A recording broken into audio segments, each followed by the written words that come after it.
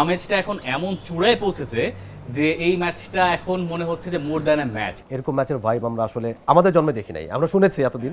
আপনিও দেখেন না আপনার জন্য? বাংলাদেশের জন্য তো এটাই ওয়ার্ল্ড কাপ। ফুটবলের অবস্থা আসলে সবশেষ আমরা কবে কি দেখলাম? মানে বাংলাদেশে কোনো ম্যাচ নিয়ে মনে হয় রিসেন্ট টাইমসে এরকম অবস্থা আমরা আসলে এটা ওয়ার্ল্ড কাপ ফুটবল মনে হচ্ছে না? বাংলাদেশের জন্য তো এটাই ওয়ার্ল্ড কাপ। হ্যাঁ, অনেকটা তাই।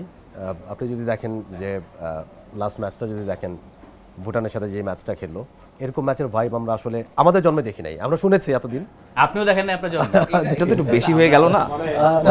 বেশি না, মানুষের মধ্যে এই যে ক্রেজ এবং গেট ভেঙে ঢোকা, আপনি দেখছি আমরা, কিন্তু ওই যে গেট ভেঙে আপনি সেদিন যেটা হলো, আমি বাইরে ছিলাম ওই সময়, ম্যাচ শুরু হয়ে গেছে কিন্তু এত লম্বা লাইন, মানে মেইন রোডে উঠে গেছে সাপের মতো একদম প্যাঁচায় প্যাঁচায় লাইন।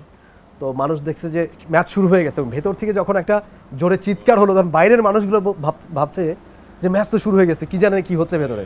ওরা গেটের মানে ধাক্কা দিয়ে ভেঙে হুড় হুড় করে সব ভিতরে ঢুকে গেল।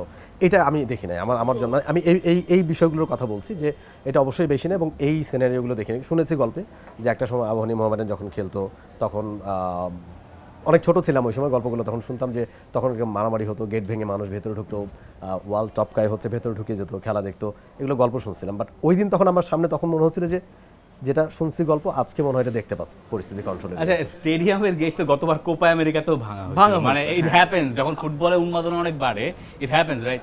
সিঙ্গাপুর ম্যাচে তো হচ্ছে কি আরো মানে দর্শক হচ্ছে কি আছড়ে পড়া যেটা বলে না, সেই আছড়ে পড়বে। ইনফ্যাক্ট আপনার আমি দেখছিলাম কিছু মানে ফুটবলের সাপোর্টার যারা, তারা ওই কালচারটা গ্রো করতে চায়, যে ধরেন টিম বাস যখন ঢুকবে স্টেডিয়াম, রিয়াল মাদ্রিদের মতো এক্স্যাক্টলি। ইনফ্যাক্ট হচ্ছে গিয়ে ঘোড়াও ভাড়া করা হচ্ছে, রেডি করা হচ্ছে। হ্যাঁ, আমি দেখলাম শুনছি, এটা আসলে 10 তারিখে আলটিমেটলি আমরা বুঝতে পারবো।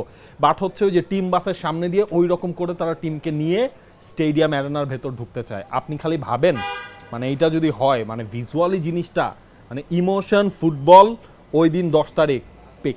এই সব কিছু মিলে আমেজটা এখন এমন চূড়ায় পৌঁছেছে যে এই ম্যাচটা এখন মনে হচ্ছে যে মোর দ্যান এ ম্যাচ। কিন্তু মোর দ্যান এ ম্যাচ তো বাংলাদেশের ফুটবলারদের কখনো কখনো ভোগায়, চাপে পড়ে যাওয়ার জিনিসটা আছে।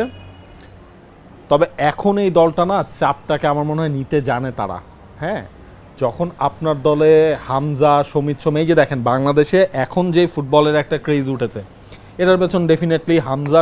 For more updates, subscribe to our YouTube channel and click on the bell icon. Follow us on Facebook and Instagram.